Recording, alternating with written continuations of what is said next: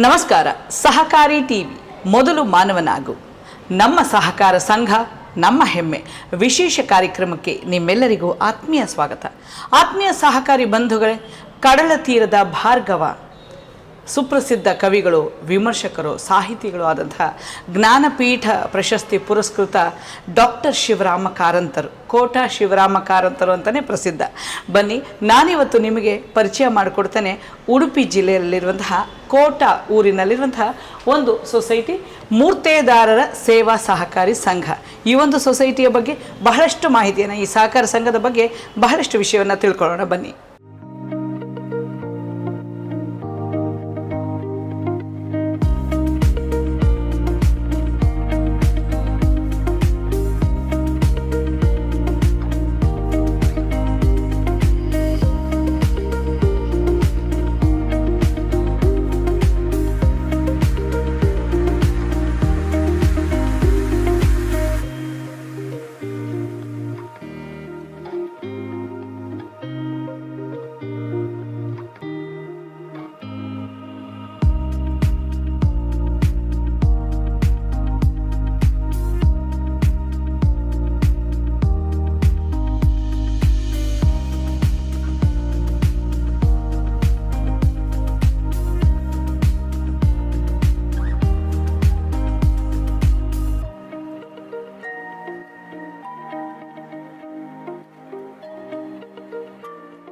ನಾನು ಕೋಟ ಅಣ್ಣಯ್ಯ ಪ್ರಭು.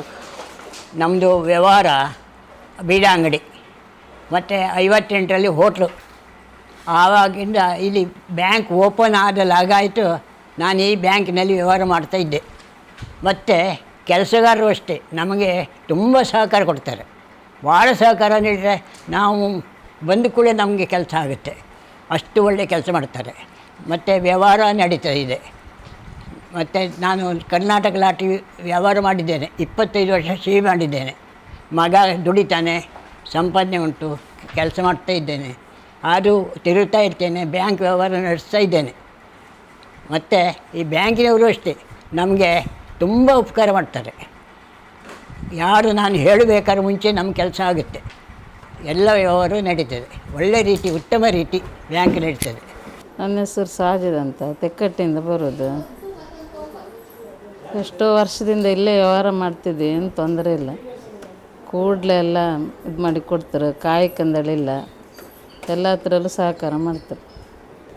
ಗೋಲ್ಡ್ ಲೋನೇ ನಾನು ಇಲ್ಲಿ ತೆಗೆದದ್ದು. ಕೂಡಲೇ ಒಂದು 5 ನಿಮಿಷದಲ್ಲಿ ನಮಗೆಲ್ಲ ಎಷ್ಟು ಏನೂ ರಗಳೆ ಇಲ್ಲ, ಕೂಡಲೇ ಇದು ಮಾಡಿ ಕ್ಲಿಯರ್ ಮಾಡಿ ಕೊಡ್ತಾರೆ.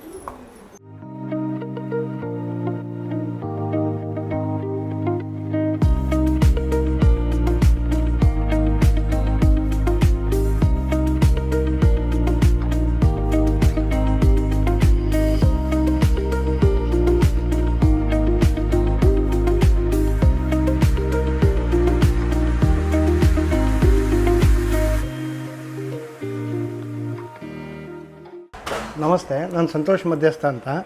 ನಾನು ಪೋಸ್ಟ್ ಆಫೀಸ್ನಲ್ಲಿ ಕೆಲಸ ಮಾಡ್ತಾಯಿದ್ದೀನಿ. ಪೋಸ್ಟ್ ಆಫೀಸ್ನಲ್ಲಿ ಕೆಲಸ ಮಾಡ್ತಾನೆ ನಮಗೆ ಇಲ್ಲಿಗೆ ಟಪಾಲ್ ಕೊಡ್ಲಿಕ್ಕೆ ಬರ್ತಾಯಿದ್ದೆ. ಆವಾಗ ಇವರ ಪ್ರೀತಿ, ಸ್ನೇಹ, ಅವರ ವರ್ಕಿನ ನೇಚರ್ ನೋಡಿಬಿಟ್ಟು ಖುಷಿಯಾಗಿ ಒಂದು ಸಣ್ಣ ಡೆಪಾಸಿಟ್ ಇಟ್ಟೆ. ಆವಾಗ ತುಂಬ ನಮಗೆ ಅನುಕೂಲ ರೀತಿಯಲ್ಲಿ ಮಾಡಿಕೊಟ್ರು. ಯಾಕಂದರೆ ನಾವು ಬ್ಯುಸಿ ಶೆಡ್ಯೂಲ್ನಲ್ಲಿ ಬರೋದ್ರಿಂದ ನಮ್ಮ ಸಮಯಕ್ಕೆ ಸರಿಯಾಗಿ ಮಾಡಿಕೊಟ್ರು. ಅದರಿಂದಾಗಿ ಇವತ್ತಿನ ತನಕನೂ ಕೂಡ ನಾನು ಇಲ್ಲಿ ವ್ಯವಹಾರ ಮಾಡ್ತಾ ಬರ್ತಾಯಿದ್ದೇನೆ. ತುಂಬ ಖುಷಿ ಇದೆ ಸರ್ವಿಸ್ ಬಗ್ಗೆ. ಸರ್, ನೀವು ಲೋನ್ ಎಲ್ಲ ಏನಾದರೂ ತೊಗೊಂಡಿದ್ದೀರಾ? ಇಲ್ಲ, ಲೋನ್ ತೊಗೊಂಡಿಲ್ಲ. ಯಾಕಂದ್ರೆ ನಾನು ಇಲಾಖೆಯಲ್ಲಿ ಒಂದು ಕೆಲಸ ಮಾಡೋದ್ರಿಂದಾಗಿ ಲೋನಿನ ಅವಶ್ಯಕತೆ ಬಿದ್ದಿಲ್ಲ. ಬಟ್ ನಾನು ಇಲ್ಲಿ ಡೆಪಾಸಿಟ್ಗಳನ್ನು ಇಡ್ತಾ ಇದ್ದೀನಿ. ಮತ್ತು ಪಿಗ್ಮಿಯನ್ನು ಮಾಡಿದ್ದೀವಿ, ತುಂಬ ರೀತಿಯಲ್ಲಿ ಎಲ್ಲ ಕೆಲಸ ಮಾಡಿದ್ದೀವಿ. ನಮಗೆ ಬರಲಿಕ್ಕೆ ಸಮಯ ಆಗದೇ ಇದ್ದರೂ ಕೂಡ ನಮಗೆ ಇವರು ಸರ್ವಿಸನ್ನು ಒಳ್ಳೆ ರೀತಿಯಲ್ಲಿ ನಾವೊಂದು ಫೋನ್ ಮಾಡಿದರೂ ಕೂಡ ಅದಕ್ಕೆ ಸರಿಯಾಗಿ ರೆಸ್ಪಾನ್ಸ್ ಕೊಟ್ಟು ಮಾಡಿಕೊಡ್ತಾ ಇದ್ದಾರೆ. ಇಲ್ಲಿನ ವ್ಯವಹಾರ ತುಂಬ ಖುಷಿ ಅನಿಸ್ತದೆ. ಬಂದರೂ ಕೂಡ ಪಟ್ಟ ಮಾಡಿಕೊಡ್ತಾರೆ ಲೋನು. ಅರ್ಜೆಂಟಿಗೆ ತುಂಬ ಹೆಲ್ಪ್ ಆಗುತ್ತೆ.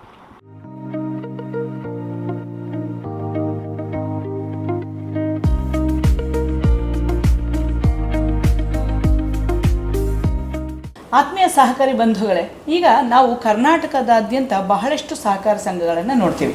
ಹಾಲು ಉತ್ಪಾದಕರಿರಬಹುದು, ವ್ಯವಸಾಯ ಉತ್ಪನ್ನ ಇರಬಹುದು, ಬೇರೆ ಬೇರೆಯ ಅವರವರ ಕಸುಬಿನ ಆಕಾರವಾಗಿ ಇರುವಂತಹ ಸಹಕಾರ ಸಂಘಗಳು ನೋಡ್ತೀವಿ. ಈಗ ಇಲ್ಲಿ ಉಡುಪಿ ಜಿಲ್ಲೆಗೆ ಸೇರಿದಂತಹ ಕೋಟ ಊರಿನಲ್ಲಿ ಇರುವಂತಹ ಮೂರ್ತೇದಾರರ ಸೇವಾ ಸಹಕಾರ ಸಂಘ. ಏನಿದು ಮೂರ್ತೆದಾರರು? ಗೊತ್ತಿರೋರಿಗೆ ಸಹಜವಾಗಿ ಗೊತ್ತು ಮೂರ್ತೆದಾರರು ಅಂದರೆ ಏನು ಅಂತ. ಬಹಳಷ್ಟು ಜನಕ್ಕೆ ಮೂರ್ತೆದಾರರು ಅಂದರೆ ಏನು ಅಂತ ಅರ್ಥ ಗೊತ್ತಿಲ್ಲ. ಅಂತಹ ಒಂದು ವಿಶೇಷವಾದಂತಹ ಸಂಘ, ಈ ಸಂಘದ ವಿಶೇಷತೆಯನ್ನು ಈ ಅಧ್ಯಕ್ಷರಾದಂಥ ಶ್ರೀಯುತ ಕೊರಗ ಪೂಜಾರಿಯವರು ನಮ್ಮ ಜೊತೆ ಇದ್ದಾರೆ. ಅವರೇ ಮೂರ್ತೆದಾರರು ಅಂದರೆ ಯಾರು, ಅದೊಂದು ಕುಲಕಸಬು, ಆ ಕುಲಕಸಬು ಅಂದರೆ ಏನು, ಎಲ್ಲ ವಿಷಯವನ್ನು ನಮ್ಮ ಜೊತೆ ಹಂಚ್ಕೊಳ್ತಾರೆ. ಸರ್ ನಮಸ್ಕಾರ. ಸರ್ ನಮಸ್ಕಾರ. ಈಗ ನಿಮ್ಮ ಒಂದು ಮೂರ್ತೆದಾರರ ಸೇವಾ ಸಹಕಾರ ಸಂಘ, ಈಗ ನಮಗೆ ಕೇಳುವಾಗ ಇದು ಒಂದು ವಿಶೇಷವಾಗಿ ಕೇಳಿಸುತ್ತೆ. ಮೂರ್ತೆದಾರರು ಅಂದರೆ ಏನು ಸರ್ ಇದು? ಮೊದಲಿಗೆ ಈ ಕಸುಬಿನ ಅರ್ಥ ನಮಗೆ ತಿಳಿಸ್ಕೊಡಿ. ಮೂರ್ತೆದಾರರು ಅಂತ ಹೇಳಿದರೆ ತೆಂಗು, ತಾಳೆ, ಈಚಲು, ಭರಣಿ ಮರದಿಂದ ಶೇಂದಿಯನ್ನು ತೆಗೆಯುವವರಿಗೆ ಮೂರ್ತೆದಾರರು ಅಂತ ಹೇಳ್ತಾರೆ. ಓಕೆ. ಇದು ಬಿಲ್ಲವರ ಕುಲಕಸುಬಂತೆ ನಾವು ಆಚರಿಸ್ಕೊಂಡು ಬಂದಿದ್ದೇವೆ. ಹೀಗೆ ಬರ್ತಾ ಬರ್ತಾ 1989-90ರಲ್ಲಿ ವೀರೇಂದ್ರ ಪಾಟೀಲ್ ಸರ್ಕಾರ ಇತ್ತು. ಆಗ ಈ ಶೇಂದಿ ಮಾರಾಟ ನಿಷೇಧ ಕಾಯ್ದೆಯನ್ನು ಜಾರಿಗೆ ತಂದರು. ಆವಾಗ ಮೂರ್ತೆದಾರರಾದ ನಮಗೆ ಆಕಾಶವೇ ಹರಿದು ಮೈ ಮೇಲೆ ಬಿದ್ದಂತ ಆಯಿತು. ಆವಾಗ ಅಂದಿನ ನಾಯಕರು ನಮ್ಮ ಶ್ರೀಧರ್ ಕಲ್ಮಾಡಿ ಅವರು, ಮಾಣಿಗೋಪಾಲರು, PK ಸದಾನಂದರು, ಶ್ರೀನಿವಾಸ ಪೂಜಾರು ಇವರೆಲ್ಲ ಸೇರಿ ನಮಗೆಲ್ಲ ಒಂದು ಹುರಿದುಂಬಿಸಿದರು. ನಾವು ಆ ಚಳವಳಿಯಲ್ಲಿ ಭಾಗಿಯಾಗಿತ್ತು. ಬೇರೆ ಇಡೀ ಅವಿಭಾಜ್ಯ ದಕ್ಷಿಣ ಜಿಲ್ಲೆಯಲ್ಲಿ ಶೇಂದಿ ಮಾರಾಟ ನಿಷೇಧ ಕಾಯ್ದೆ ವಿರುದ್ಧವಾಗಿ ಚಳವಳಿ ನಡೀತಾ ಇದ್ದರೂ ಕೂಡ ಕೋಟದಲ್ಲಿ ಒಂದು ವಿಶೇಷವಾಗಿ ನಡೀತಿತ್ತು. ಅಂದರೆ ರಾಷ್ಟ್ರೀಯ ಹೆದ್ದಾರಿ ಪಕ್ಕದಲ್ಲೇ ಶೇಂದಿಯನ್ನು ಬಹಿರಂಗವಾಗಿ ಮಾರಾಟ ಮಾಡ್ತಾಯಿತ್ತು. ಆವಾಗ ಅಬಕಾರಿಯವರು ಬಂದು ನಮ್ಮನ್ನು ಪ್ರಶ್ನಿಸಿದಾಗ ಪರಿಸರದವರ ಎಲ್ಲ ಸಮಾಜದವರು ನಮಗೆ ಸಹಕಾರ ಕೊಡ್ತಾಯಿದ್ರು. ಅವರೆಲ್ಲ ಒಟ್ಟು ಸೇರ್ತಾಯಿದ್ರು. ಆಗ ಅಬಕಾರಿಯವರಿಗೆ ಹೋಗಲಿಕ್ಕೆ ದಾರಿಯೇ ಸಿಗ್ತಿರಲಿಲ್ಲ. ಪ್ರಶ್ನೆ ಹಾಕಿ ಕಡೆ ಅವರಾಗೆ ಬಿಟ್ಟು ಓಡ್ತಾಯಿದ್ರು. ಹೀಗೆ ನಡೀತಾ ಇದ್ದಾಗ ಈ ಚಳವಳಿಯನ್ನು ಅತಿಯಾಗಿ ಒಂದು ಸರ್ಕಾರಕ್ಕೆ ಬಿಸಿ ಮುಟ್ಟುವಂಥ ಒಂದು ಚಳವಳಿ ಆಯಿತು. ಎಷ್ಟೋ ಚಳವಳಿಗಳು ಇಲ್ಲಿ ನಮ್ಮ ಅವಿಭಾಜ್ಯ ದಕ್ಷಿಣದಲ್ಲಿ ನಡೆದಿದೆ. ಆದರೆ ಈ ಮೂರ್ತೆದಾರರ ಚಳವಳಿ ಅನ್ನೋದು ಭಾಳಷ್ಟು ಒಂದು ದೊಡ್ಡ ಒಂದು ಮಟ್ಟಕ್ಕೆ ಬಂದಿತ್ತು. ಆವಾಗ ಸರ್ಕಾರ ಇದಕ್ಕೆ ಮಣಿದು ಇನ್ನು ಮುಂದೆ ಅವಿಭಾಜ್ಯ ದಕ್ಷಿಣ ಜಿಲ್ಲೆಯಲ್ಲಿ ಮಾತ್ರ ಸೀಮಿತವಾಗಿ ಇದನ್ನು ಹೊರತುಪಡಿಸಿ ಮತ್ತು ರಾಜ್ಯ ಎಲ್ಲ ಕಡೆ ವಿರೋಧ ಮಾಡಿದರು. ಇದನ್ನು ನಾವು ಸೊಸೈಟಿ ಮೂಲಕ ಮಾರಾಟ ಮಾಡಬೇಕು, ಅದು ಹಾಲು ಉತ್ಪಾದಕರ ಸಹಕಾರಿ ಮಾದರಿಯಲ್ಲಿ ಸೊಸೈಟಿ ರಿಜಿಸ್ಟ್ರೇಷನ್ ಮಾಡಬೇಕು ಅಂತ ಕಾಯ್ದೆ ಬಂತು. ಆವಾಗ ಕೂಡ ಈ ಕೋಟಾ ಮೂರ್ತೆದಾರರು ಪ್ರಪ್ರಥಮವಾಗಿ ನಾವು 1989-90ರಲ್ಲಿದ್ದಂಥ ಈ 90 ನವಂಬರ್ 14ರಲ್ಲಿ ರಿಜಿಸ್ಟ್ರೇಷನ್ ಮಾಡಿಕೊಂಡೆವು. ಮತ್ತು ಹೀಗೆ ಅದರ ನಂತರ ಹಾಲು ಉತ್ಪಾದಕ ಸಹಕಾರಿ ಸಂಘದ ಮಾದರಿಯಲ್ಲಿ ಸದಸ್ಯರಿಂದ ಶೇಂದಿ ಕಲೆಕ್ಟ್ ಮಾಡಿ ಬೇರೆ ಬೇರೆ ಶೇಂದಿ ಮಾರಾಟ ಕೇಂದ್ರಗಳಿಗೆ ವರ್ಗಾಯಿಸಿ ಅಲ್ಲಿ ವ್ಯಾಪಾರ ಮಾಡಿ ವ್ಯವಹಾರ ನಡೀತಾ ಇತ್ತು. ಹೀಗಿರ್ತಾ ಮುಂದೊಂದು ದಿವಸ ಇದು ಬಹಳ ಕಷ್ಟದ ಕೆಲಸ, ಇದಕ್ಕೆ ಭದ್ರತೆ ಏನಿಲ್ಲ, ಸರ್ಕಾರದಿಂದ ಯಾವ ರಕ್ಷಣೆಯೂ ಇಲ್ಲ ಅಂತ ತಿಳ್ಕೊಂಡು ಮುಂದೊಂದು ದಿವಸ ಈ ಸಂಸ್ಥೆ ಮುಚ್ಚಿ ಹೋಗೋ ಸಂದರ್ಭ ಬರ್ತದೆ ಅಂತ ತಿಳ್ಕೊಂಡು ಮತ್ತು ನಮಗೆ ಆರ್ಥಿಕವಾಗಿಯೂ ನಮಗೆ ಸದೃಢ ಆಗಬೇಕಂತ ನಾವು ಬ್ಯಾಂಕಿಂಗ್ ವ್ಯವಹಾರಕ್ಕೆ ನಾವು ಕೇಳಿಕೊಂಡೆವು. ಆವಾಗ ಅಂದಿನ ಏರಾಗಿದ್ದವರು ಒಪ್ಪಲಿಲ್ಲ ಫಸ್ಟಿಗೆ. ಮತ್ತು ನಾವು ಅದು ಅಲ್ಲಿಗೆ ಬಿಡಲಿಲ್ಲ. DR ಹತ್ರ ಮನವರಿಕೆ ಮಾಡಿಕೊಂಡು ಬೆಲ್ಲ ಸೊಸೈಟಿ ಇರುವಾಗ ಕೂಡ ನಾವು ಸಾಲ ಸೌಲಭ್ಯ ಇತ್ತು ನಮಗೆ, ಅದೇ ರೀತಿ ನಮಗೆ ಕೊಡಬೇಕಂತ ಹೇಳಿದಾಗ ಅವರು ಒಪ್ಪಿದ್ರು, ಕೊಟ್ಟಿದ್ದೆವು. ಪ್ರಪ್ರಥಮವಾಗಿ ಕೋಟವೇ ಕೂಡ ಈ ಬ್ಯಾಂಕಿಂಗ್ ವ್ಯವಹಾರ ಮಾಡಿತು. ಅಲ್ಲಿಗೆ ಸುಮ್ಮನಿರಲಿಲ್ಲ, ಇಡೀ ಜಿಲ್ಲೆಯಲ್ಲಿ ಕೂಡ ನಮ್ಮ ಬ್ಯಾಂಕಿಂಗ್ ವ್ಯವಹಾರ ನಡಿಬೇಕಂತ ನಾವು ಪ್ರಚಾರಕ್ಕೆ ಹೊರಟೆವು. ಆವಾಗ ಉಪ್ಪಿನಂಗಡಿಯಲ್ಲಿ ನಂತರ ಆಯಿತು. ಆಮೇಲೆ ಬೇರೆ ಬೇರೆ ಬೇರೆ ಬೇರೆ ಅಂಥೇಳಿ ಎಲ್ಲ ಕಡೆಯಲ್ಲೂ ಬ್ಯಾಂಕಿಂಗ್ ವ್ಯವಹಾರ ಹೆಚ್ಚಿನದು ನಡೀತು. ಅದರಿಂದಾಗಿ ಏನಾಯ್ತು ಅಂತೇಳಿದ್ರೆ ಈ ಶೇಂದಿ ಮಾರಾಟ ಕಡಿಮೆ ಆದರೂ ಕೂಡ ಈ ವ್ಯವಹಾರ ಜಾಸ್ತಿ ಆಗ್ತಾ ಹೋಯಿತು. ಈ ವ್ಯವಹಾರ ಜಾಸ್ತಿ ಆದ್ರಿಂದ ಕೇವಲ 78 ಸದಸ್ಯರಿಂದ ಒಳಗೊಂಡಂಥ ಈ ಸಂಸ್ಥೆ ಇವತ್ತು 20 ಜನರಿಗೆ ಉದ್ಯೋಗವನ್ನು ಕೊಟ್ಟಿದೆ. ಅಂದರೆ 20 ಕುಟುಂಬದವರು ಜೀವನ ಸಾಗಿಸುವಂಥ ಒಂದು ಉದ್ಯೋಗ ಈ ಸಂಸ್ಥೆ ನಡೆಸಿದೆ. ಇದು ಇವತ್ತು ಸದಸ್ಯರು ಎಷ್ಟು ಜನ ಇದ್ದಾರೆ? ಸದಸ್ಯರು ಸಾಧಾರಣ ಈ ಒಂದು 2000 ಜನ ಇದ್ದಾರೆ. ಆದರೆ ಈ ಬ್ಯಾಂಕಿಂಗ್ ವ್ಯವಹಾರದಲ್ಲಿ ಭಾಳಷ್ಟು ಪ್ರಗತಿ ಹೊಂದಿತ್ತು. ಕಳೆದ ಜನವರಿ 14ರಂದು ಈ ಕಟ್ಟಡ ಉದ್ಘಾಟನೆಯದ್ದು ಒಂದು 44 ಕೋಟಿ ವೆಚ್ಚದಲ್ಲಿ ಒಂದು ಕಟ್ಟಡ ಉದ್ಘಾಟನೆ ಮಾಡಿದ್ದೇವೆ. ಅದಕ್ಕೆ ಕೋಆಪರೇಟಿವ್ ಮಿನಿಸ್ಟರ್ ಆದ ಕೆ ಎನ್ ರಾಜಣ್ಣ ಅವರನ್ನು ಕರೆಸಿದ್ದೇವೆ. ಗಣ್ಯ ವ್ಯಕ್ತಿಗಳೆಲ್ಲ ಹಲವಾರು ಜನ ಬಂದಿದ್ದಾರೆ. ಬಹಳ ಒಂದು ಅದ್ಧೂರಿಯಾಗಿ ಒಂದು ಕಾರ್ಯಕ್ರಮ ನಡೆದಿದೆ. ಹಾಗೆ ಈಗ ಇರುವಂತಹ ಅಷ್ಟು ಸದಸ್ಯರು 2000 ಏನು ಹೇಳಿದ್ರಿ, ನಿಮ್ಮ ಕಸುಬನ್ನ ಅಂದ್ರೆ ಕುಲ ಕಸುಬನ್ನ ಮಾಡ್ಕೊಂಡು ಬರುವಂತ ಸದಸ್ಯರ ಅಥವಾ ಸಾರ್ವಜನಿಕವಾಗಿ ಬೇರೆ ಬೇರೆಯವರು ಬಂದು ಸದಸ್ಯರಾಗಿದ್ದಾರೆ? ಬೇರೆ ಬೇರೆ ಸದಸ್ಯರು ಅಂದರೆ ಹಣಕಾಸಿನ ವ್ಯವಹಾರಕ್ಕೆ ಬರುವಾಗ ಬೇರೆ ಬೇರೆ, ಈಗ ನಾವು ಎ ಕ್ಲಾಸ್ ಅದು ಡಿ ಕ್ಲಾಸ್ ಸಿ ಕ್ಲಾಸ್ ಅಂತೇಳಿ ಇತ್ತಲ್ಲ, ಎ ಕ್ಲಾಸ್ ಆಗಿದ್ದವರು ಪೂರ್ತಿ ಈ ವೃತ್ತಿ ಉದ್ಯೋಗನೇ ಮಾಡಿಕೊಂಡು ಬಂದವರು, ಮತ್ತಿದ್ದವರೆಲ್ಲ ಈ ವ್ಯವಹಾರಕ್ಕಾಗಿ ಬೇರೆ ಬೇರೆ ಸದಸ್ಯ ಮಾಡಿಕೊಳ್ಳೋದು. ಹಾಗೆ ಸರ್, ಇವತ್ತು ಕಸುಬು ಹೇಗೆ ನಡೀತಿದೆ? ಏನಾದರೂ ಇದೆಯಾ ಇವತ್ತು ಅದು ಕಸುಬು? ಅಲ್ಪ ಸ್ವಲ್ಪ ಅಂದರೆ ನಶಿಸಿ ಹೋಗ್ತಾ ಇದೆ. ಕಾರಣ ಏನಂದರೆ ಆ ಕಷ್ಟದ ಕೆಲಸ ಮಾಡಲಿಕ್ಕೆ ಇವತ್ತು ಜನ ಒಪ್ತಾ ಇಲ್ಲ. ಹೌದು, ಮರದಿಂದ ಹತ್ತಿ ಇಳುವುದು ಅಂತ ಹೇಳಿದರೆ ಅಪಾಯದ ಕೆಲಸ ಅಲ್ಲ. ಅದಕ್ಕೋಸ್ಕರ ಈಗಿನವರೆಲ್ಲ ಅದನ್ನು ಮಾಡ್ತಾ ಇಲ್ಲ. ಹಿಂದಿನವರೆಲ್ಲ ಧೈರ್ಯ ಇಲ್ಲ ಮಾಡ್ತಿದ್ದು ಬಿಟ್ಟರೆ ಈಗಿನ ಸುಲಭದ ಕೆಲಸ ಯಾವುದು ಅದನ್ನು ನೋಡ್ತಾರೆ. ಓಕೆ, ಅಂದರೆ ಇದು ಕುಲಕಸುಬು ಹಾಗೆ ಮುಂದುವರಿಬೇಕು ಅಂತ ಏನಾದರೂ ನೀವು ಇಷ್ಟಪಡ್ತೀರಾ, ಅಥವಾ ಪರವಾಗಿಲ್ಲ ನಶಿಸಿ ಹೋದ್ರೆ ಏನು ತೊಂದರೆ ಇಲ್ಲ ಅಂತ ಹೇಳಿ? ಅಂದರೆ ಈಗ ನಮ್ಮ ಕುಲದಂತಲ್ಲ, ಎಲ್ಲ ಕುಲಕಸುಬು ಕೂಡ ನಶಿಸಿ ಹೋಗ್ತಾ ಇದೆ. ಉದಾಹರಣೆಗೆ ಬ್ರಾಹ್ಮಣರಲ್ಲಿ ಪೂಜೆಯೇ ಶ್ರೇಷ್ಠ ಆಗ್ತಿದ್ರು ಕೂಡ ಅವರು ಆ ಪೂಜೆ ಪೌರೋಹಿತ್ಯವನ್ನು ಬಿಟ್ಟು ಬೇರೆ ಉದ್ಯೋಗ ಹೋಗ್ತಾ ಇದ್ದಾರೆ.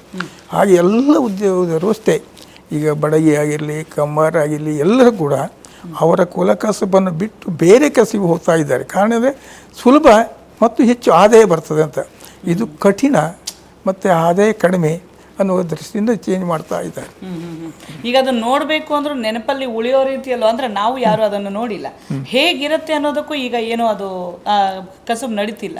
ಅಲ್ಪ ಸ್ವಲ್ಪ ನಡೀತದೆ, ಮನೆ ಅವರವರ ಮಟ್ಟಕ್ಕೆ ನಡೀತದೆ. ಮತ್ತು ಈಗ ನಾವು ನೋಡಬೇಕಂತ ಹೇಳಿದರೆ ಹೆಚ್ಚು ಕಡಿಮೆ ಈಗ ಅಕ್ಕಿ ಮಿಲ್ಲಿನಲ್ಲಿ ಈಗ ಅಕ್ಕಿ ತಯಾರಾಗ್ತದೆ.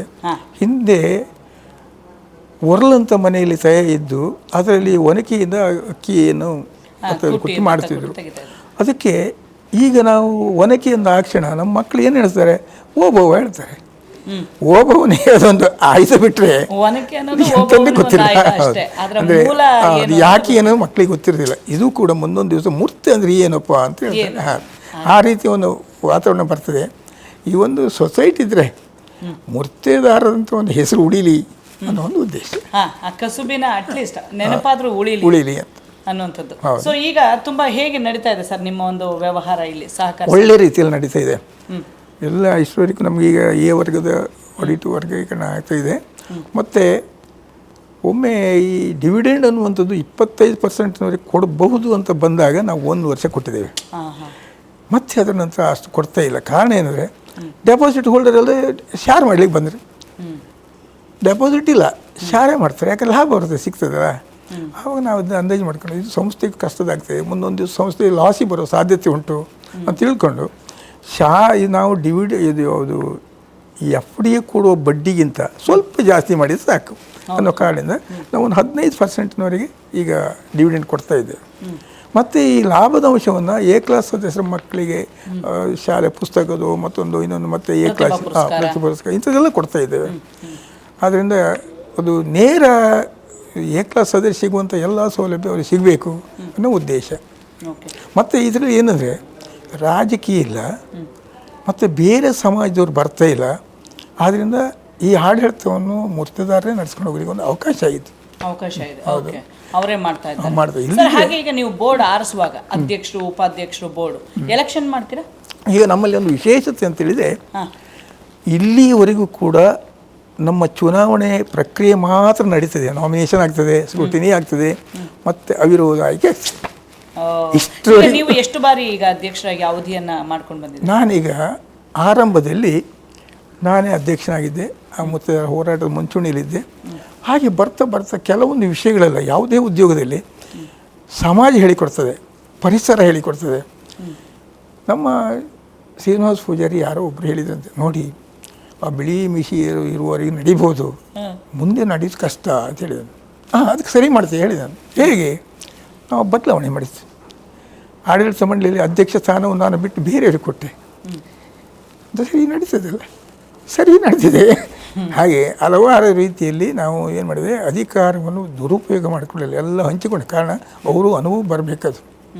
ಇಲ್ಲಿ ಪ್ರತಿಯೊಬ್ಬ ಮತದಾನ ಕೂಡ ಒಬ್ಬ ನಾಯಕನಾಗುವಷ್ಟು ಯೋಗ್ಯತೆ ಪಡೆದಿದ್ದಾರೆ. ಹಾಗಾಗಿ ಅವಿರೋಧ ಆಯ್ಕೆಗಳೇ ನಡ್ಕೊಂಡು ಬಂದಿದೆ. ಯಾವುದು ಎಲೆಕ್ಷನ್ ಪ್ರಕ್ರಿಯೆ ಮತ್ತು ಏನಂತಂದರೆ ದೊಡ್ಡ ವಿಶೇಷತೆ ಏನಂದರೆ ಇದ್ದವರೇ ಇರುವುದಲ್ಲ, ಹಾಂ ಹೊಸ ಹೊಸ ಸದಸ್ಯರು ಕೂಡ ಅಲ್ಲಿ ಆಡಳಿತ ಮಾಡಿ ಬರಬೇಕನ್ನೋ ಉದ್ದೇಶದಲ್ಲಿ ಪ್ರತಿ ಚುನಾವಣೆಯಲ್ಲಿ ಒಂದು 3-4 ಜನ ಹೊಸಬರು ತಗೊಳ್ತೇವೆ, ಹಳಬರು ಅವರಾಗಿ ಬಿಡ್ತಾರೆ. ಓಕೆ ಓಕೆ ವಯೋಸಹಜ ಮತ್ತು ಸಾಕು, ಅಥವಾ ಸಾಕು. ಬೇರೆಯವರಿಗೆಲ್ಲ ಅವಕಾಶ ಸಿಕ್ಕಲಿ ಅನ್ನೋ ಕಾರಣ ಬಿಡ್ತಾರೆ. ಯುವಕರು ಎಷ್ಟು ಜನ ಇದ್ದಾರೆ? ಅಂದ್ರೆ ಈಗ ನೀವು ಒಂದು ಏಜಿನವರು ಇರ್ತೀರ, ಅದರ ನೆಕ್ಸ್ಟ್ ಯುವ ಹುಡುಗರು ನಾವು ಏನು ಮಾಡ್ತಾ ಇದ್ದೇವೆ ಅಂದರೆ, ಬಯಲುದಲ್ಲಿ ಮುರ್ತೇದಾರರ ಹೆಂಡತಿ, ಗಂಡ, ಮಕ್ಕಳು ಇವರೆಲ್ಲ ಏಕಲ ಸದಸ್ಯರಾಗಲಿಕ್ಕೆ ಒಂದು ಅವಕಾಶ ಮಾಡಿದ್ದೇವೆ. ಅಂದರೆ ಯುವಕರೆಲ್ಲ ಬರ್ತಾ ಇದ್ದಾರೆ. ಈಗ ನಮ್ಮಲ್ಲಿ ಡೈರೆಕ್ಟ್ ಇಬ್ಬರು ಹುಡುಗಿಯರಿದ್ದಾರಲ್ಲ, ಅವರು ಯುವಕರು ಇತ್ತೀಚೆಗೆ ಆದವರು ಬರಬೇಕು. ಆಗ ಅವರಿಗೂ ಸ್ವಲ್ಪ ತಿಳಿಬೇಕಲ್ಲದ. ಬರೀ ನಾವೇ ಕೆಲವೊಂದು ಸಂದರ್ಭದಲ್ಲಿ ಊರ ಮನೆಯಲ್ಲಿ, ನಮ್ಮ ಮನೆಯಲ್ಲೇ ಆಗಲಿ, ನಾಯಕತ್ವ ನಾವೇ ಯಜಮಾನರಾಗಿದ್ದರೆ ಅವ್ರಿಗೆ ಏನು ಗೊತ್ತಿಲ್ಲದಿದ್ರೆ ಮುಂದೊಂದು ದಿವಸ ಅವರು ಅಯ್ಯೋ ನಮಗೇನು ಗೊತ್ತಿಲ್ಲ ಅಂತ ಹೇಳ್ತಾರೆ. ಅದು ಎಲ್ರಿಗೂ ಗೊತ್ತಿರಬೇಕನ್ನೋ ನೀವು ಹಿರಿಯರು ಮಾರ್ಗದರ್ಶನ ಮಾಡಿಕೊಂಡು ಅವ್ರನ್ನ ಬೆಳೆಸ್ಕೊಂಡು ಹೋಗ್ಬೇಕು. ಹೌದು. ಓಕೆ, ಸೊ ಆತ್ಮೀಯ ಸಹಕಾರಿ ಬಂಧುಗಳೇ, ಈ ಒಂದು ಮೂರ್ತೆದಾರ್ ಅಂದ್ರೆ ಏನು ಅಂತ ನಮ್ಮ ಅಧ್ಯಕ್ಷರು ಸವಿವರವಾಗಿ ತಿಳಿಸ್ಕೊಟ್ಟಿದ್ದಾರೆ. ಈ ಕಸುಬು ದಿನೇ ದಿನೇ ಕಡಿಮೆ ಆಗೋಗ್ತಾ ಇದೆ. ಈ ಕಸುಬು ಹೊರಗಡೆ ಬರ್ತಾ ಇಲ್ಲ. ಮತ್ತೆ ಬ್ಯಾಂಕಿಂಗ್ ವ್ಯವಹಾರ ಇದೆ, ತಗೊಳ್ಳೋದು, ಲೇವಾದೇವಿ ಅದೆಲ್ಲ ಇದೆ. ಆದ್ರೆ ಮೂಲ ಕಸುಬಿನ, ಈಗ ಹಾಲು ಉತ್ಪಾದಕರು ಹೇಗಿದ್ದಾರೆ, ಡೈಲಿ ಹಾಲು ತಂದು ಡೈರಿಗೆ ಹಾಕ್ತಾರೆ, ಆ ರೀತಿಯಾಗಿ ಈ ಕಸುಬು ಮುಂದುವರಿತಾ ಇಲ್ಲ. ಸರ್, ಏನಾದರೂ ಈ ಕಸುಬನ್ನ ಏನಾದರೂ ಮುಂದುವರ್ಸೋಕ್ಕೆ ಚಾನ್ಸಸ್ ಇದೆಯಾ? ಟೆಕ್ನಾಲಜಿ ಬಳಸ್ಕೊಂಡು ಮಾಡ್ಬೋದಾ? ಟೆಕ್ನಾಲಜಿ ಅಂತ ಹೇಳಿದರೆ ಅಲ್ಲಿ ಮೂರ್ತೆ ಮಾಡೋ ಮರ ಇರುವುದೇ ಡೇಂಜರ್, ಬಿಟ್ಟರೆ ಮತ್ತೆ ಯಾವುದಿಲ್ಲ ಅಲ್ಲಿಗ ಗಾಳಿ ಮಳೆ ಅಂತ ಬರುವಾಗ ನಾವಲ್ಲಿ ಈ ಉದ್ಯೋಗದಲ್ಲಿ ಕೆಲವೊಂದು ಉದ್ಯೋಗ ನಾನು ನೋಡಿದ್ದೇನೆ.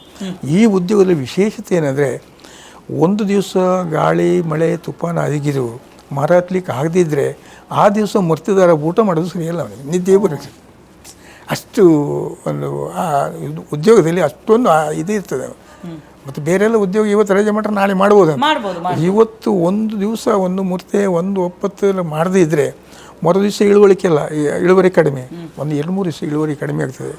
ಮರಕ್ಕೇನೋ ಒಂದು ನಾವು ಕೊಡುವಂಥದ್ದು ಪೋಷಣೆ ಕೊಡಲಿಲ್ಲ ಅನ್ನೋ ರೀತಿ ನಮಗಾಗ್ತದೆ. ಓಕೆ, ಮರಕ್ಕೆ ಪೋಷಣೆ ಕೊಡಬೇಕು, ಮತ್ತೆ ಹತ್ತಿ ತಗೊಳ್ಳುವಾಗ ಅದೆಲ್ಲ ಸ್ವಲ್ಪ ಹುಷಾರಾಗಿ ನೋಡಿ ನೋಡ್ಬೇಕು. ಓಕೆ, ಸೊ ಆತ್ಮೀಯ ಸಹಕಾರಿಗಳೇ, ನೋಡಿದ್ರಲ್ಲ ನಮ್ಮ ಪೂಜಾರಿ ಸರ್ ಹೇಳಿದ್ರು ಈ ಒಂದು ಮೂರ್ತೆದಾರರ ಕಷ್ಟಗಳು ಎಷ್ಟಿರುತ್ತೆ ಅಂತ. ಆ ಕಸುಬನ್ನು ಮುಂದುವರ್ಸ್ಕೊಂಡು ಹೋಗ್ಬೇಕಂದ್ರೆ ಎಷ್ಟು ಕಷ್ಟ ಇರುತ್ತೆ ಅಂತ. ಇಂಥ ಒಂದು ವಿಶೇಷವಾದಂಥ ಸಹಕಾರ ಸಂಘದಲ್ಲಿ ನಾವಿದ್ದೇವೆ. ಬನ್ನಿ, ಅದ್ರ ಜೊತೆ ನಮ್ಮ ಅಧ್ಯಕ್ಷರ ಜೊತೆ ಅವರ ಬೋರ್ಡ್ ಆಫ್ ಡೈರೆಕ್ಟರ್ಸ್ ಎಲ್ಲರನ್ನೂ ಒಂದ್ಸರಿ ಮಾತಾಡ್ಸ್ಕೊಂಡು ಬನ್ನಿ. ನನ್ನ ಹೆಸರು ಜಿ ಸಂಜೀವ್ ಪೂಜಾರಿ ಅಂತ. ನಾನಿಲ್ಲಿ ನಿರ್ದೇಶಕನಾಗಿ 15 ವರ್ಷದಿಂದ ಇದ್ದೇನೆ. ಈ ಸ್ಥಾಪಕ ಸ್ಥಾನದಿಂದಲೂ ಆ ಕಾರ್ಯವನ್ನು ಮಾಡ್ಕೊಂಡು ಬಂದಿದ್ದೇನೆ. ಆದರೆ 15 ವರ್ಷದಿಂದ ನಿರ್ದೇಶಕನಾಗಿದ್ದೇನೆ. ನಾನೀಗ ಮೊದಲು ಇದೇ ಮೂರ್ತಿದಾರಕ್ಕೆ ಕಸುಬು ಮಾಡ್ತಾಯಿದ್ದೆ, ಈಗ ತೆಂಗಿನಕಾಯಿ ವ್ಯಾಪಾರ ಮಾಡ್ತಾಯಿದ್ದೇನೆ. ನನ್ನ ಹೆಸರು ರಾಜು ಪೂಜಾರಿ, ಪಾರಂಪಳ್ಳಿ, ಪಡುಕೆರೆ, ಸಾಲಿಗ್ರಾಮ. ನಾನು ಫಸ್ಟಿಂದ ಫಸ್ಟ್ ಸಂಘ ಆದ್ರಿಂದ ನಾನು ಸಂಘದಲ್ಲಿ ಇದ್ದೆ. ಇವತ್ತೂ ಇದ್ದೆ. ಮತ್ತು ಡೈರೆಕ್ಟ್ರು ಮೊದಲಿಂದ ಫಸ್ಟಿಂದ ಡೈರೆಕ್ಟ್ರ್ ಆಗಿದ್ದೆ, ಈಗಲೂ ಡೈರೆಕ್ಟ್ರ್ ಆಗಿದ್ದೆ.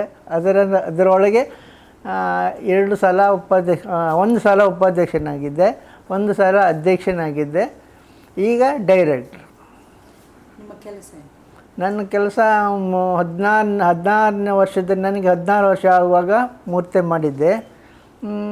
ಈಗ 4 ವರ್ಷನೂ ಬಿಟ್ಟಿದ್ದೆ. ಈಗ ಮೂರ್ತಿ ಏನಿಲ್ಲ, ಬೇರೆ ಸೇಂದಿ ಸಂಘದಿಂದಲೇ ಸೇಂದಿ ಅಂಗಡಿ ಮಾಡ್ಕೊಂಡಿದ್ದೆ. ಈಗ ಕಡೆಗೆ ಕೊರೋನಾ ಬಂದ್ರ ಮೇಲೆ ಸೇಂದಿ ಅಂಗಡಿ ಎಲ್ಲ ಕ್ಲೋಸ್ ಆಗಿದೆ. ಈಗ ಏನಿಲ್ಲ. ಈಗ ಕಸುಬು ಮನೆ ಈಗ ಮಕ್ಕಳಿಂದ ನಡೀತಾ ಇದೆ ಅಷ್ಟೇ, ಮತ್ತೇನಿಲ್ಲ. ಹೆಣ್ಮಕ್ಳಿಂದ ನಡೀತಾ ಇದೆ. ನನ್ನ ಹೆಸರು ಪ್ರಭಾವತಿ. 6 ವರ್ಷದಿಂದ ನಿರ್ದೇಶಕಿಯಾಗಿ ಇದ್ದೇನೆ.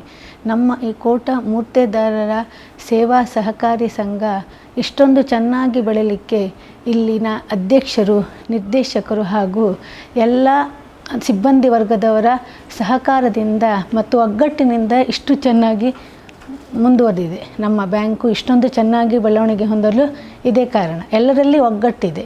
ಹಾಗೆ ಮಹಿಳೆಯರಿಗೆ ಇಲ್ಲಿ ಪ್ರಥಮವಾಗಿ ಆದ್ಯತೆ ಕೊಡ್ತಾರೆ. ಎಲ್ಲ ಸಂಘ ಸಂಸ್ಥೆಯವರು ಇಲ್ಲಿ ಅಂದರೆ ಅವರಿಗೆ ಬೇಕಾದಂತಹ ಉಪಯುಕ್ತತೆಯನ್ನು ಪಡೆಯುತ್ತಿದ್ದಾರೆ. ಇಲ್ಲಿ ವ್ಯವಹಾರ ಎಂತಾದರೂ ಮಾಡ್ತೀರಾ ನೀವು? ಬ್ಯಾಂಕಲ್ಲಿ ಅಂದರೆ ಸಾಲ ನಮಗೆ ಏನಾದರೂ ಸ್ವಂತ ಉದ್ಯಮಕ್ಕೆ ಏನಾದರೂ ಬೇಕಾದರೆ ಮನೆ ಅಂದರೆ ಅದಕ್ಕೋಸ್ಕರ ಸಾಲ ತೆಗಿತೇವೆ ನಾವು ಬೇಕಾದಾಗೆ. ನನ್ನ ಹೆಸರು ಭಾರತಿ. ನಾನಿಲ್ಲಿ 6 ವರ್ಷದಿಂದ ಆಡಳಿತ ಮಂಡಳಿಯಲ್ಲಿ ಇದ್ದೇನೆ. ನಮ್ಮ ತಂದೆಯವರು ಮೊದಲು ಮೂತ್ರಧಾರಿಕೆ ಮಾಡ್ತಾಯಿದ್ರು, ಹಾಗಾಗಿ ನಾನು ಸಹ ಇಲ್ಲಿ ಮೆಂಬರ್ ಆಗಿದ್ದೀನಿ. ನಾನೀಗ ಪ್ರೊಫೆಷ್ನಲಿ ಟೈಲರಿಂಗ್ ಮಾಡ್ತಾಯಿದ್ದೀನಿ. ನಾನೀಗ ಸ್ವಲ್ಪ ಏನು ಪ್ರೊಫೆಷ್ನಲಿ ಹೆಲ್ಪ್ ಆಗಲಿಕ್ಕೆ ಸಾಲ ತಗೊಳ್ತಾ ಇದ್ದೀನಿ. ಹಾಗೆ ನಾನು ಕೇಳಿದವ್ರಿಗೆಲ್ಲ ಹೆಣ್ಮಕ್ಳಿಗೆ ಸ್ವಲ್ಪ ನಮ್ಮ ಸಂಘದಲ್ಲಿ ಲೋನ್ ಕೊಡ್ತಾರೆ. ನೀವೇನೋ ಉದ್ಯೋಗದಲ್ಲಿ ಹೆಲ್ಪ್ ಆಗೋದಿದ್ದರೆ ಇಲ್ಲಿ ತಗೊಳ್ಳಿ, ಸ್ವಲ್ಪ ಕಡಿಮೆ ಬಡ್ಡಿಯಲ್ಲಿ ಸಿಗ್ತದೆ ಅಂತ ಹೇಳ್ತೇನೆ. ನನ್ನ ಹೆಸರು ಕೃಷ್ಣ ಪೂಜಾರಿ ಅಂತ, ಕೋಡಿಯಿಂದ. ಪ್ರಥಮ ಬಾರಿಗೆ ನಿರ್ದೇಶಕನಾಗಿ ನಮ್ಮ ಆಡಳಿತ ಮಂಡಳಿಯವರು ಅವರ ಒಂದು ಸಹಕಾರದಿಂದ ಯಾವುದೇ ಒಂದು ಎಲೆಕ್ಷನ್ ಇಲ್ಲ 35 ವರ್ಷದಿಂದ ನಮ್ಮ ಸೊಸೈಟಿಗೆ. ನಮ್ಮ ಆಡಳಿತ ಮಂಡಳಿ ಎಲ್ಲ ಸದಸ್ಯರು ಸೇರಿ ಎಲ್ಲ ನಿರ್ದೇಶಕರನ್ನ ಆಯ್ಕೆ ಮಾಡ್ತಾರೆ. ಹಾಗಾಗಿ ನನಗೂ ಯುವಕ ಅಂತ ಹೇಳೋ ದೃಷ್ಟಿಯಿಂದ ನಂಗೊಂದು ಅವಕಾಶ ಕೊಟ್ಟಿದ್ದಾರೆ ಹಿರಿಯರೆಲ್ಲ, ಮಾನ್ಯ ಅಧ್ಯಕ್ಷರು ಉಪಾಧ್ಯಕ್ಷರು ಎಲ್ಲ ಸೇರಿ. ಮುಂದಿನ ತಲೆಮಾರಿಗೂ ಇದನ್ನು ನಡೆಸ್ಕೊಂಡು ಹೋಗಬೇಕು. ನಮ್ಮ ತಂದೆಯವರು ಮೂರ್ತಿದಾರಿಕೆಯಲ್ಲಿದ್ದರು, ಈಗ ಕಾಲಾಂತರದಿಂದ ಆಗ್ತಾಯಿಲ್ಲ. ನಮಗೆಲ್ಲ ಒಂದು ಹೊಸ ಜವಾಬ್ದಾರಿ, ಈ ಮೂರ್ತಿದಾರಿಕೆಯಿಂದ ಬ್ಯಾಂಕಿಂಗ್ ಸೆಕ್ಟ್ರಿಗೆ ಅದನ್ನು ಕನ್ವರ್ಟ್ ಮಾಡಿದ್ದಾರೆ ಹಿರಿಯರು. ಅದನ್ನು ಇಂಪ್ರೂವೈಸೇಷನ್ ಮಾಡ್ಕೊಳ್ಳೋದು ಹೇಗೆ ಏನು ಅವರ ಅನುಭವಗಳನ್ನು ನಮಗೆ ಸ್ವಲ್ಪ ದಾರಿ ಅರಿತಿದ್ದಾರೆ. ಈಗ ಪ್ರಥಮ ಬಾರಿಗೆ ನಿರ್ದೇಶಕನಾಗಿದ್ದೇನೆ. 2 ವರ್ಷದಿಂದ ಅವರೊಟ್ಟಿಗೆ ಕಲಿತಾ ಇದ್ದೇನೆ. ಮುಂದೆಗೂ ಸಹ ಸಮಾಜಕ್ಕೆ ಮತ್ತು ಎಲ್ಲರಿಗೂ ಅನುಕೂಲ ಆಗುವ ಹಾಗೆ ಈ ಬ್ಯಾಂಕಿಂಗ್ ಸೆಕ್ಟರ್ನ ಹೇಗೆ ಯೂಸ್ ಮಾಡ್ಕೋಬೋದು. ಮೂರ್ತಿದಾರಿಕೆ ಕಡಿಮೆ ಆಗ್ತಾಯಿದೆ, ಈಗ ತುಂಬ ಕಡಿಮೆ ಆಗಿದೆ. ಮುಂದೆ ಹೇಗೆ ಇದನ್ನು ಇಂಪ್ರೂವ್ ಮಾಡಿ ಸಮಾಜಕ್ಕೆ ಏನು ಕೊಡ್ಬೋದು ಅನ್ನೋದರಲ್ಲಿ ಅವ್ರ ಹತ್ರ ತಿಳ್ಕೊತಾ ಇದ್ದೀವಿ, ಕೊಡೋಕ್ಕೆ ಪ್ರಯತ್ನ ಮಾಡ್ತಾಯಿದ್ದೀನಿ. ಈಗ ತುಂಬ ಒಂದು ಟ್ರೆಡಿಷ್ನಲ್ ಆಗಿ ಮಾಡುವಂಥ ಮೂರ್ತಿದಾರಿಕೆ ತುಂಬ ಕಡಿಮೆ ಆಗ್ತಿದೆ. ಯಾಕಂದರೆ ಮಕ್ಕಳೆಲ್ಲ ಓದಿದ್ದಾರೆ, ಆಗ ಫೀಲ್ಡಿಗೆ ಹೋಗೋರಿಲ್ಲ. ಮತ್ತು ಒಂದು ಹಂತದಲ್ಲಿ ಬೇಡಿಕೆ ಸ್ವಲ್ಪ ಇಳಿಮುಖ ಆಗ್ತಾಯಿತ್ತು. ಅದರಿಂದ ಬೈ ಪ್ರಾಡಕ್ಟ್ಸ್ ಎಲ್ಲ ಮಾಡ್ತಾಯಿದ್ರು, ಬೆಲ್ಲ ಬೇರೆ ಬೇರೆ ಉತ್ಪನ್ನಗಳನ್ನು ಮಾಡ್ತಾಯಿದ್ರು. ಈಗ ಮಾಡುವವರು ಕಡಿಮೆ ಆಗಿದ್ದಾರೆ, ಯಾಕಂದರೆ ಆ ಒಂದು ಕ್ಯಾಟಗರಿ ಏಜ್ ಆಯಿತು, ಎಲ್ಲ ಕಡಿಮೆ ಮಾಡ್ತಾಯಿದ್ದಾರೆ. ಸ್ವಲ್ಪ ಲಾಭನೂ ತುಂಬ ಕಡಿಮೆ ಇದೆ. ಈಗ ಹುಡುಗರೆಲ್ಲ ಓದೋದ್ರಿಂದ ಓದು ಫೀಲ್ಡಿಗೆ ಹೋಗ್ತಾರೆ. ಇದನ್ನು ಟೆಕ್ನಾಲಜಿ ಯೂಸ್ ಮಾಡಿಕೊಂಡು ಮಾಡ್ಬೋದು. ಅಂದರೆ ಟೆಕ್ನಾಲಜಿ ಮರ ಹತ್ತೋದು ಇಳಿಯೋದು ಸ್ವಲ್ಪ ಟೆಕ್ನಾಲಜಿಯಲ್ಲಿ ಕಷ್ಟ. ಈಗ ತೆಂಗಿನಿಂದ ಬೇರೆ ಬೇರೆ ಬೈ ಉತ್ಪನ್ನಗಳನ್ನು ಮಾಡೋದು, ಔಟ್ಸೋರ್ಸ್ ಮಾರ್ಕೆಟಿಂಗ್ ಮಾಡುವಂಥದ್ದೆಲ್ಲ ಮಾಡ್ತಾಯಿದ್ದಾರೆ. ಈ ನೀರ ಅನ್ನೋದು ಮತ್ತು ಬೇರೆ ಬೇರೆ ಅದನ್ನು ಫ್ರಿಜ್ಜಲ್ಲಿಟ್ಟು ಅದನ್ನ ಯೂಸ್ ಮಾಡಿ ಕಾಲಕ್ಕೆ ಯೂಸ್ ಮಾಡುವಂಗೆ ಎಲ್ಲ ಮಾಡ್ತಾಯಿದ್ದಾರೆ. ಬಟ್ ತೆಗೆಯೋದು ಹತ್ತೋದೇ ದೊಡ್ಡ ಸಮಸ್ಯೆ. ಬೇರೆ ಟೈರ್ ಯೂಸ್ ಮಾಡುವಂಥದ್ದು, ಬೇರೆ ಬೇರೆ ಟೆಕ್ನಾಲಜಿ ಬಂದರೂ ಕೂಡ ತುಂಬ ಕಷ್ಟ. ಯಾಕಂದರೆ ಮರ ಎಲ್ಲ ಬೆಂಡಿರುತ್ತೆ, ಕೆಲವು ಸ್ಟ್ರೈಟ್ ಆಗಿರೋದಿಲ್ಲ. ಟೆಕ್ನಾಲಜಿನ ಅಷ್ಟು ಮ್ಯಾಕ್ಸಿಮಮ್ ಯುಟಿಲೈಸ್ ಮಾಡ್ಕೊಳ್ಳೋಕೆ ಆಗೋದಿಲ್ಲ. ಅದನ್ನು ತಂದ್ರ ಮೇಲೆ ಶೇಖರಣೆ ಮಾಡ್ಬೋದು, ಅದನ್ನು ಮಾರ್ಕೆಟಿಂಗ್ ಮಾಡ್ಬೋದು, ಅದೆಲ್ಲ ಮಾಡ್ಬೋದು. ಅದಕ್ಕೆ ಒಂದು ಕ್ರಮ ಅಂತಿದೆ. ಅದನ್ನು ಕಟ್ಟೋದು, ಅದಕ್ಕೆ ಸುತ್ತೋದು, ಅದಕ್ಕೆ ಹೊಡೆಯೋದು, 3 ಸತಿ ಟ್ಯಾಪ್ ಮಾಡಬೇಕು ಡೈಲಿ, 3 ಸತಿ, ಬೆಳಗ್ಗೆ ಮಧ್ಯಾಹ್ನ ಸಾಯಂಕಾಲ. ಬೆಳಗ್ಗೆ ಅದನ್ನ ತಗೊಬರ್ಬೇಕು. ಅದು ತುಂಬ ಕಷ್ಟದ ಕೆಲಸ. ಸೊ ಟೆಕ್ನಾಲಜಿನ ಆಮೇಲೆ ಯೂಸ್ ಮಾಡ್ಬೋದು, ಬಟ್ ಅದನ್ನು ಮೇಲ್ಗಡೆ ಹತ್ತಿ ಅದನ್ನ ತಂದು ಇದು ಮಾಡೋದು ಅಷ್ಟು ಈಸಿ ಅಲ್ಲ. ಅದನ್ನು ಸರಿಯಾದ ದಿವಸಕ್ಕೆ ಅದನ್ನ ಕಟ್ಟಬೇಕು, ಅದಕ್ಕೆ ಡೈಲಿ ಟ್ಯಾಪಿಂಗ್ ಮಾಡಬೇಕು, ಅದು ಸಂಜೆ ಮಾಡಬೇಕು. ಸೊ ಈ ಮಳೆಗಾಲದಲ್ಲಿ ಹವಾಮಾನ ವೈಪರೀತ್ಯ ಮತ್ತು ಇದರಲ್ಲೆಲ್ಲ ತುಂಬ ಕಷ್ಟ. ಮೊದಲಿನವ್ರು ಹೇಗೋ ಮಾಡ್ತಾಯಿದ್ರು, ಈಗ ಅದನ್ನ ಕಷ್ಟ. ಅದನ್ನು ಮುಂದೆ ಗೊತ್ತಿಲ್ಲ ಹೇಗೆ. ಕಲೆ ನಶಿಸಿ ಹೋಗ್ತಾ ಇದೆ. ಬಟ್ ಇನ್ನು ಮುಂದೆ ಪೀಳಿಗೆಗೆ ಅದು ಏನಾದ್ರು ಮಾಡಬೇಕು. ಆ ಥರದ್ದು ಏನಾದ್ರು ಒಂದು ಹಿರಿಯರ ಹತ್ರ ಮಾರ್ಗದರ್ಶನ ತಗೊಂಡು ಮುಂದೆ ಮಾಡುವಂಥದ್ದು ಮಾಡಬೇಕು. ಈಗ ಮುಂದಿನ ಪೀಳಿಗೆಗೆ ಇದು ನಶಿಸಿ ಹೋಗ್ತಾ ಇದೆ. ನಶಿಸಿ ಹೋಗ್ಲಿಕ್ಕೆ ಮೂಲ ಕಾರಣ ಏನಂದರೆ, ಒಂದು ನಮ್ಮ ಮೊದಲಿಂದ ಅವರು ಮಾಡ್ತಾ ಇಲ್ಲ. ಮಾಡೋದಕ್ಕೆ ಕಾರಣ ಏನಂದರೆ, ಈಗ ಹುಡುಗರು ಸ್ವಲ್ಪ ಓದಿದ್ದಾರೆ, ಬಟ್ ಇದರಲ್ಲಿ ಬರುವ ಇನ್ಕಮ್ ಅದಕ್ಕೆ ಸಾಕಾಗ್ತಾ ಇಲ್ಲ. ಸರ್ಕಾರದ ಮಟ್ಟದಲ್ಲಿ ಏನಾದರೂ ಉತ್ತೇಜನ ಕೊಟ್ಟರೆ, ಈಗ ತೆಲಂಗಾಣದಂಥ ರಾಜ್ಯದಲ್ಲಿ ಈಗ ಮೊನ್ನೆ ನೋಡಿ 250-300 ಕೋಟಿ ಅದಕ್ಕೆ ನೀರಕ್ಕೆ ಸಪ್ರೇಟಾಗಿ ಬಿಡುಗಡೆ ಮಾಡಿದ್ದಾರೆ. ಅದಕ್ಕೆ ಒಂದು ಕಮಿಟಿಯೋ ಒಂದು ಇದು ಮಾಡಿದ್ದಾರೆ. ಅಬಕಾರಿಯಿಂದ ಏನೂ ತೊಂದರೆ ಆಗದಿದ್ದಂಗೆ ಅದರಿಂದ ಏನೆಲ್ಲ ಬೈ ಪ್ರಾಡಕ್ಟ್ಸ್ ತೆಗಿಬೋದು. ಬರೀ ನೀರ ಮತ್ತೆ ಬೆಲ್ಲ ಬೇರೆ ಬೇರೆ, ಮತ್ತು ನಂದಿನಿ ಥರ ಈಗ ಪಾರ್ಲರ್ ಇದೆ, ಆ ಥರದ ಸ್ಯಾಚೆಟ್ ಥರ ಮಾಡುವಂಥದ್ದು, ಅದನ್ನು ಫ್ರೀಜರೈಸ್ ಮಾಡಿ ಕೋಲ್ಡಿಗೆ ಇಟ್ಟು ಮಾಡುವಂಥದ್ದು, ತುಂಬ ಹಾಳಾಗದಿದ್ದಂಗೆ. ಆ ಥರ ಸರ್ಕಾರದಿಂದ ಇನ್ನಷ್ಟು ಅನುಕೂಲಗಳನ್ನ ಮೂರ್ತಿದಾರಿಕೆಗೆ ಮಾಡಿಕೊಟ್ರೆ ಖಂಡಿತವಾಗಿ ಮುಂದಿನ ಜನ್ರೇಷನ್ ಅದನ್ನ ಮಾಡ್ಕೊಂಡು ಹೋಗ್ಬೋದು. ಯಾಕಂದರೆ ಪ್ರಾಫಿಟ್ ವೈಸ್ ಮಾಡಿದ್ರೆ ಮಾತ್ರ ಮಾಡೋಕ್ಕಾಗತ್ತೆ. ನೀವು ಒಂದು ಬಾಟ್ಲಿಗೆ ಒಂದು 20 ರೂಪಾಯಿ ಕೊಟ್ಟರೆ ದಿನಕ್ಕೆ 3 ಸತಿ ಟ್ಯಾಪಿಂಗ್ ಮಾಡಬೇಕು, ಇಳಿಬೇಕು, ಮಳೆಗಾಲದಲ್ಲಿ ಹತ್ತಬೇಕು, ಇಳಿಬೇಕು. ಸೊ ತುಂಬ ಕಷ್ಟ. ಸರ್ಕಾರದ ವತಿಯಿಂದ ಇನ್ನಷ್ಟು ಹೆಚ್ಚಿನ ಪ್ರೋತ್ಸಾಹಗಳನ್ನು ನಮ್ಮ ಮೂರ್ತಿದಾರಿಕೆ ಕೊಟ್ಟರೆ ಖಂಡಿತವಾಗಿ ಯುವ ಪೀಳಿಗೆ ಕೂಡ ಅದರಲ್ಲಿ ಇನ್ವಾಲ್ವ್ ಆಗಿ ಖಂಡಿತ ಅದನ್ನು ಮಾಡುವಂಥ ಒಂದು ಅವಕಾಶಗಳಿದೆ. ಆರೋಗ್ಯ ದೃಷ್ಟಿಯಿಂದನೂ ಕೂಡ ಇದು ತುಂಬ ಉತ್ತಮವಾದದ್ದು. ಇದರಿಂದ ಯಾವುದೇ ಸೈಡ್ ಎಫೆಕ್ಟ್ ಆಗಿ ಅಥವಾ ಯಾವುದೇ ಒಂದು ಥರದ ಯಾವುದೇ ಒಂದು ಇದಿಲ್ಲ. ಇದು ತಲಾಂತರದಿಂದ ಬಂದಂಥದ್ದು. ಅದಕ್ಕೊಂದು ಸ್ವಲ್ಪ ಕಲಿಬೇಕು. ಅದನ್ನು ತೆಗೆಯೋದು, ಟ್ಯಾಪಿಂಗ್ ಮಾಡೋದು, ಇಳಿಸೋದು, ಅದಕ್ಕೆಲ್ಲ ಅದಕ್ಕೆ ಹಿರಿಯರಿದ್ದಾರೆ. ಆ ಟೆಕ್ನಾಲಜಿನ ಅವರು ಖಂಡಿತ ಹೇಳಿಕೊಡ್ತಾರೆ. ನಾವು ಅದನ್ನು ಯೂಸ್ ಮಾಡ್ಕೋಬೋದು. ಅದಕ್ಕೆ ಸರ್ಕಾರದ ವತಿಯಿಂದ ಇನ್ನಷ್ಟು ಪ್ರೋತ್ಸಾಹ ಬೇಕು. ಬೇರೆ ಬೇರೆ ರೀತಿಯಲ್ಲಿ ಅದನ್ನು ಔಟ್ಸೋರ್ಸು ಹೆಂಗೆ ಮಾಡೋದು ಮಾರ್ಕೆಟಿಂಗ್. ಮತ್ತು ಈಗ ತೆಲಂಗಾಣದಲ್ಲಿ ನೋಡಿ 250 ಕೋಟಿ ಮೊನ್ನೆ 300 ಕೋಟಿ ಅದಕ್ಕೊಂದು ಸಪ್ರೇಟಾಗಿ ಒಂದು ಇದು ಮಾಡಿ ಇಟ್ಟಿದ್ದಾರೆ ರಾಜ್ಯದಲ್ಲಿ ಬಜೆಟು. ಸೊ ಅಂಥದ್ದೆಲ್ಲ ನಮಗೆ ಸಿಕ್ಕಿದ್ರೆ ಕರ್ನಾಟಕದಲ್ಲಿ ಖಂಡಿತವಾಗಿ ಇದನ್ನು ಮುಂದುವರ್ಸ್ಕೊಂಡು ಹೋಗೋಕ್ಕೆ ಅವಕಾಶ ಇದೆ. ಕೋಟ ಮುರ್ತೆದಾರರ ಸಹಕಾರ ಸಂಘ ಉಡುಪಿ ಜಿಲ್ಲೆಯಲ್ಲಿ ಒಂದು ಮಾದರಿ ಸಹಕಾರ ಸಂಘ ಆಗಿ ಗುರುತಿಸಲ್ಪಟ್ಟಿದೆ. ಈಗಾಗಲೇ 34 ವರ್ಷಗಳ ಒಂದು ಸೇವೆಯನ್ನು ಸಲ್ಲಿಸ್ತಾ ಇದೆ. ಇಲ್ಲಿ 1991ರಲ್ಲಿ ಸ್ಥಾಪನೆಯಾದ ಈ ಸಹಕಾರ ಸಂಘ ಮುರ್ತೆದಾರರ ಅಂದರೆ ಶೇಂದಿಯನ್ನು ಇಳಿಸುವಂಥ ಜನಗಳ ಏಳಿಗೆಗಾಗಿ ಶುದ್ಧ ಶೇಂದಿಯನ್ನು, ಉದ್ದೇಶ ಏನಂದರೆ ಶುದ್ಧ ಶೇಂದಿಯನ್ನು ಉತ್ಪಾದನೆ ಮಾಡಿ ಅದನ್ನು ಮಾರುಕಟ್ಟೆಗೆ ಗ್ರಾಹಕರಿಗೆ ತಲುಪಿಸುವಂಥದ್ದು, ಶೇಂದಿಯಿಂದ ಅದರ ಉಪ ಉತ್ಪನ್ನಗಳಾದಂತಹ ಓಲೆ ಬೆಲ್ಲ ಮುಂತಾದವುಗಳನ್ನು ತಯಾರು ಮಾಡಿ ಗ್ರಾಹಕರಿಗೆ ನೀಡುವಂಥದ್ದು. ಸಾರ್ವಜನಿಕರೇ ಇದರ ಗ್ರಾಹಕರು. ಓಲೆ ಬೆಲ್ಲಕ್ಕೆ ಒಂದು ಒಳ್ಳೆಯ ಬೇಡಿಕೆ ಇದ್ದಂಥ ಸಂದರ್ಭ ಇದೆ. ಯಾಕಂದರೆ ಇದು ಒಂದು ಔಷಧೀಯ ಗುಣವನ್ನು ಹೊಂದಿರೋದ್ರಿಂದ ಆ ಓಲೆ ಬೆಲ್ಲವನ್ನು ನಮ್ಮ ಸದಸ್ಯರು ತಯಾರು ಮಾಡಿ ಗ್ರಾಹಕರಿಗೆ ನೀಡ್ತಾಯಿದ್ರು. ಈಗ ನಮ್ಮ ಶೇಂದಿಯನ್ನು ನಾವು ಸಂಗ್ರಹ ಮಾಡಿ ಆ ಮೂಲಕ ಅದು ಗ್ರಾಹಕರಿಗೆ ಮುಟ್ಟಿಸ್ತೇವೆ. ಹಾಲು ಉತ್ಪಾದಕರ ಸಹಕಾರ ಸಂಘದ ಮಾದರಿಯಲ್ಲಿ ಈ ಸಹಕಾರ ಸಂಘ ಬೆಳೆದು ಬಂದಿದೆ. ಅವರಿಗೆ ಮುರ್ತೆದಾರರಿಗೆ ಯಾರು ಶೇಂದಿ ತೆಗಿತಾರೆ ಆ ಜನಕ್ಕೆ ಆರ್ಥಿಕ ಸೌಲಭ್ಯವನ್ನು ಸಾಮಾಜಿಕವಾಗಿ ಅವರನ್ನು ಅಭಿವೃದ್ಧಿಪಡಿಸುವಕ್ಕೋಸ್ಕರ ಈ ಸಂಘ ಸ್ಥಾಪನೆಯಾಗಿದೆ. ಈ ಸಂಘದ ಮೂಲ ಉದ್ದೇಶ ಏನಂತ ಹೇಳಿದರೆ ಆ ಶೇಂದಿ ಏನು ತೆಗಿತಾರೆ ಅವರು ಮತ್ತು ಅವರ ಜನಾಂಗಕ್ಕೆ ಬೇಕಾದಂಥ ಹಣಕಾಸಿನ ಸೌಲಭ್ಯ. ಯಾರೇ ಒಬ್ಬ ಮುರ್ತೆದಾರ ಸದಸ್ಯ ಬಂದರೆ ನಾವು ಸುಲಭವಾಗಿ ಅವನಿಗೆ ಸಾಲ ಸೌಲಭ್ಯವನ್ನು ಒದಗಿಸುವಂಥ ಕಾರ್ಯವನ್ನು ಮಾಡ್ತಾಯಿದ್ದೆ. ಈಗಾಗಲೇ 6 ಶಾಖೆಗಳನ್ನು ಹೊಂದಿ ನಾವು ಕಾರ್ಯನಿರ್ವಹಿಸ್ತಿದೆ. ಈ ಶೇಂದಿ ವ್ಯವಹಾರದೊಂದಿಗೆ ಬ್ಯಾಂಕಿಂಗ್ ವ್ಯವಹಾರಗಳನ್ನು ಮಾಡ್ತಾಯಿದ್ದೇವೆ. ಎಲ್ಲ ರೀತಿಯ ಸಾಲಗಳು, ಚಿನ್ನಾಭರಣ ಸಾಲ ಇರ್ಬೋದು, ಠೇವಣಿ ಆಧಾರ ಸಾಲ ಇರ್ಬೋದು, ಆಸ್ತಿ ಅಡಮಾನ ಸಾಲ ಇರ್ಬೋದು, ಚಿನ್ನ ಖರೀದಿ ಸಾಲ ಇರ್ಬೋದು, ಅದೆಲ್ಲವನ್ನು ನಾವು ಅವರಿಗೆ ನೀಡ್ತಾ ಇದ್ದೇವೆ. ಅದರೊಂದಿಗೆ ಇ ಸ್ಟ್ಯಾಂಪಿಂಗ್ ವ್ಯವಸ್ಥೆ, RTGS ಮತ್ತು ನೆಫ್ಟ್ ಅಂದರೆ ಮಾದರಿಯ ಬ್ಯಾಂಕಿಂಗ್ ವ್ಯವಸ್ಥೆಗಳನ್ನು ಅಳವಡಿಸ್ಕೊಂಡು ಇವತ್ತು ಗ್ರಾಹಕರಿಗೆ ನಾವು ನೀಡ್ತಾ ಇದ್ದೇವೆ. ಈ ಮೂಲಕ ಇವತ್ತಿಗೆ ನಾವು 190 ಕೋಟಿ ರೂಪಾಯಿಗಳ ವಾರ್ಷಿಕ ವ್ಯವಹಾರವನ್ನು ಮಾಡ್ತಾ ಇದ್ದೇವೆ. ನಮ್ಮಲ್ಲಿ 1,45 ಲಕ್ಷ ರೂಪಾಯಿಯ ಪಾಲು ಬಂಡವಾಳ ಇದೆ. 13,000 ಜನ ಸದಸ್ಯರಿದ್ದಾರೆ. ಹಾಗೆ 83 ಕೋಟಿ ಮೊನ್ನೆ ಮಾರ್ಚ್ ಅಂತ್ಯಕ್ಕೆ 83 ಕೋಟಿ ಠೇವಣಿಯನ್ನು ಹೊಂದಿ ನಾವು 69 ಕೋಟಿ ಸಾಲಗಳನ್ನು, ವಿವಿಧ ಸಾಲಗಳನ್ನು ನಾವು ನೀಡಿದ್ದೇವೆ.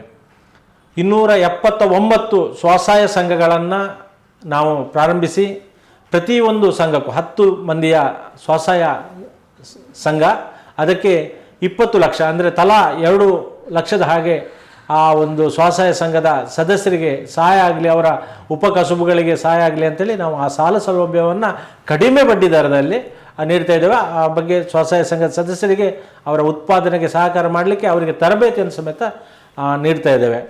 ಈ ರೀತಿ ಅವರಿಗೆ ಈ ವರ್ಷ ನಾವು 8 ಕೋಟಿ ರೂಪಾಯಿ ಸೌಲಭ್ಯವನ್ನು ಮಹಿಳಾ ಸಶಕ್ತೀಕರಣಕ್ಕಾಗಿ ನೀಡಿದ್ದೇವೆ.